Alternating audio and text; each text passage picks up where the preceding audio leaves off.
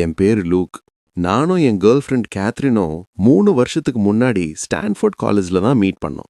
நாங்க 2 பேருமே கலிஃபோர்னியா ஆளுங்க கிடையாது. 2 பேருமே ஓஹியோ மாநிலத்தில இருந்து வந்தவங்க.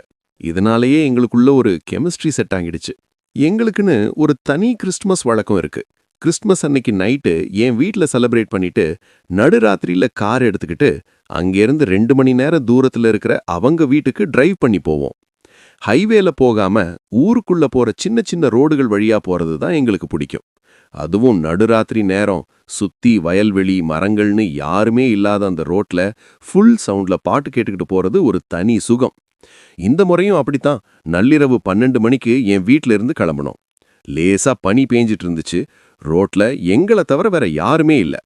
எல்லாம் ஜாலியா போயிட்டு இருந்துச்சு. ஆனா திடீர்னு வந்த அந்த ஒரு ஃபோன் கால் எல்லாத்தையும் மாத்திடுச்சு.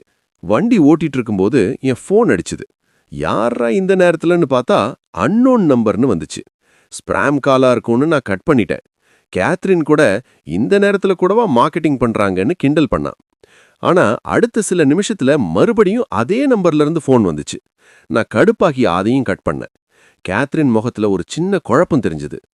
பாட்டு மறுபடியும் ஓட ஆரம்பிச்சது. ஆனா 2 நிமிஷம் கூட ஆகல. 3வது தடவையா ஃபோன் அடிச்சது. எனக்கு செம கோவம் வந்துருச்சு. ஃபோனை வேகமா எடுத்து யாரா இவன் இம்சை பண்றான்னு திட்டலான்னு நினைச்சு ஹலோன்னு கத்துனான். எதிர்முனையில முதல்ல வெறும் இரைச்சல் சத்தம் தான் கேட்டுச்சு. நான் வைக்க போற நேரத்துல ஒரு ஆணோட குரல் ஹலோ லூக் அப்படின்னு கூப்பிட்டது. அந்த குரல் எனக்கு தெரிஞ்ச குரலே இல்ல. எனக்கு அப்படியே தூக்கி வாரி போட்டுடுச்சு. வண்டி கண்ட்ரோலை இழக்க பார்த்தேன். நான் பதில் பேசுறதுக்கு முன்னாடியே அந்த ஆளு என்னோட முழு பேரு, என் அட்ரஸ், என்ன பத்தின பர்சனல் விஷயங்கள்னு எவனுமே தெரிஞ்சிக்க முடியாத விஷயங்களை எல்லாம் கடகடன்னு சொல்ல ஆரம்பிச்சான். எனக்கு உடம்பெல்லாம் நடுங்க ஆரம்பிச்சது. வண்டியை ஓரங்கட்டலாமான்னு யோசிச்சேன். ஆனா ஏதோ ஒரு பயத்துல ஓட்டிக்கிட்டே இருந்தேன். தைரியத்தை வரவழைச்சுக்கிட்டு உனக்கு என்னதான் வேணும்னு கேட்டேன். அதுக்கு அந்த ஆளு சொன்ன பதில் என் ரத்தத்தையே உறைய வச்சிடுச்சு. நான் உனக்காக வரல, நான் கேத்ரின்காக வந்திருக்கேன் அப்படின்னு சொன்னான். என் கேர்ள் ஃப்ரெண்ட் பேர் அவன் சொன்னதும் எனக்கு பயம் 100 மடங்கு ஆகிடுச்சு.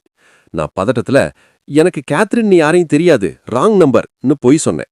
அதுக்கு அந்த ஆளு சிரிச்சுக்கிட்டே அவ உன் பக்கத்துல தானே சீட்ல உட்காந்துருக்கான்னு சொன்னான். எனக்கு அதுக்கு மேல தாங்க முடியல. உடனே வண்டியை ஓரமா நிறுத்தினேன். என் கை காலெல்லாம் நடுங்குது.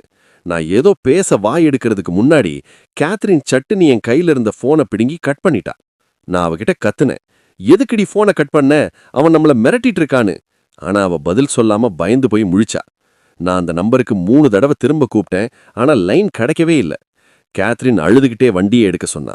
அன்னைக்கு மீதி தூரம் நாங்க ஒரு வார்த்தை கூட பேசிக்கல. எனக்கு அவ மேல லேசா சந்தேகம் வந்துச்சு. அவளுக்கு தெரிஞ்ச யாரோ தான் இப்படி பண்றாங்களா, இல்ல அவளே ஏதாச்சும் பிளான் பண்றாளான்னு என் மனசுக்குள்ள 1000 கேள்வி. ஆனா அவளும் ஒன்னும் தெரியாத மாதிரி தான் இருந்தா. வீட்டுக்கு போனதுக்கு அப்புறம் எல்லார்கிட்டயும் விசாரிச்சோம். ஆனா யாருமே அப்படி பண்ணலன்னு சொல்லிட்டாங்க. இது நடந்து 1 மாசம் ஆச்சு. ஆனா இன்னைக்கு வரைக்கும் அந்த ஆளு யாரு, அவனுக்கு எங்களை பத்தி எப்படி தெரியும்னு கண்டுபிடிக்கவே முடியல. எனக்கு என்னமோ அவன் மறுபடியும் கூப்பிடுவான்னு தோணுது. அது எப்போன்னு தான் தெரியல. ஒவ்வொரு முறை ஃபோன் அடிக்கும் போதும் என் உசுறு போயிட்டு வருது.